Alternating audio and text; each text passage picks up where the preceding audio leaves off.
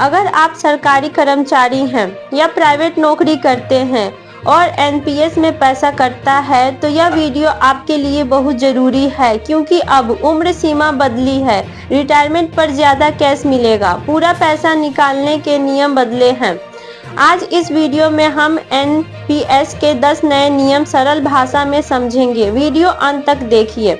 नमस्कार साथियों, आप देख रहे हैं सेवा कर्मचारी समाचार। मीडिया रिपोर्ट्स के अनुसार पेंशन फंड रेगुलेटर पीएफआरडीए ने नेशनल पेंशन सिस्टम यानी एनपीएस के नियम में बड़े बदलाव किए गए हैं। यह बदलाव सरकारी और प्राइवेट दोनों कर्मचारियों के लिए है। बदलाव नंबर 1, उम्र सीमा बढ़ी है।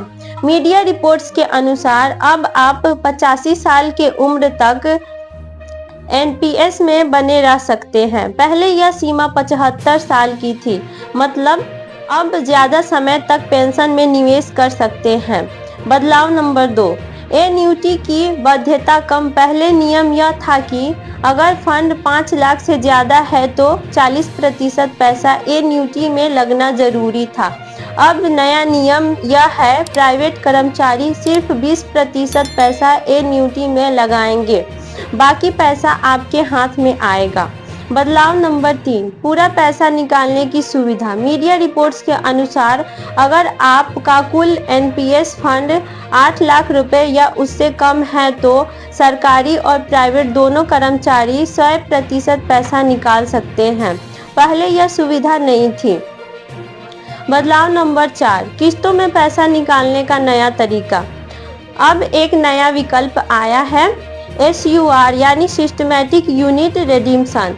यह म्यूचुअल फंड की तरह है। अगर फंड 8 से 12 लाख के बीच है, 6 लाख रुपए एक मुफ्त निकाल सकते हैं, बाकी पैसा किस्तों में मिलेगा, कम से कम 6 साल तक।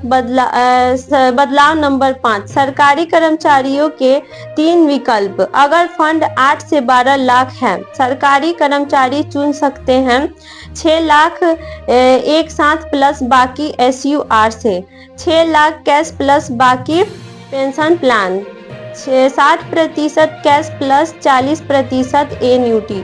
बदलाव नंबर 6, प्राइवेट कर्मचारियों को ज़्यादा आज़ादी। प्राइवेट कर्मचारी 80% तक कैश निकाल सकते हैं, सिर्फ 20% एन्युटी जरूरी। बदलाव नंबर 7, समय से पहले पैसा निकालने की सीमा बढ़ी है। पहले 3 बार पैसा निकाल सकते थे, अब 4 बार निकाल सकते हैं। शर्त यह है कि 2 निकासी के बीच कम से कम 4 साल का अंतर होना चाहिए। बदलाव नंबर 8, 60 साल के बाद भी पैसा निकाल सकते हैं। अगर आप 60 साल के बाद भी एनपीएस में बने रहते हैं तब भी पैसा निकाल सकते हैं, लेकिन सिर्फ 25% तक और 2 निकासी में 3 साल का अंतर जरूरी है।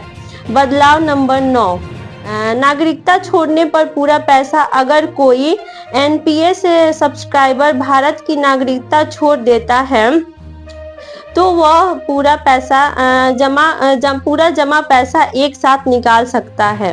बदलाव नंबर 10, लापता या मृत मानने पर राहत। मीडिया रिपोर्ट्स के अनुसार अगर कोई एनपीएस सब्सक्राइबर लापता हो जाए या मृत मान लिया जाए, नॉमिनी को तुरंत 20% पैसा मिलेगा, बाकी 80% बाद में नियम के अनुसार मिलेगा। एक और नया बदलाव हुआ है, अकाउंट का नाम बदला गया है। अब परमानेंट रिटायरमेंट अकाउंट की जगह इंडिविजुअल पेंशन अकाउंट कहा जाएगा। मीडिया रिपोर्ट्स के अनुसार इन सभी नियमों का पालन सरकार और पीएफआरडीए की आधिकारिक अधिसूचना के अनुसार होगा। हर केस में रिकॉर्ड और नियम अंतिम माने जाएंगे। तो साथियों, एनपीएस के ये 10 बदलाव नौकरी पेशा लोगों के लिए काफ़ी अहम हैं। ज़्यादा कैश, ज़्यादा विकल्प, ज़्यादा आज़ादी। ऐसे ही पेंशन, सैलरी और नौकरी से जुड़ी सच्ची और सुरक्षित खबरों के लिए सेवा कर्मचारी समाचार को सब्सक्राइब करें। धन्यवाद।